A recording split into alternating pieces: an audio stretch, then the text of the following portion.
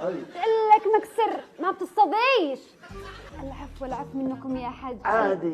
عادي حرام لو ضلضمي. المهم شرفتوني في حق العيادة المتواضعة. اسمكم الكريم؟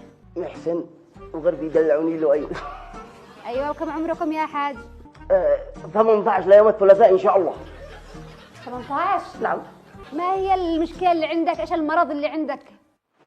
بعد ما سمعنا صوتكم حرام ما عاد فيني حاجة. كم عمرك؟ معك الاستشارية قلت لك.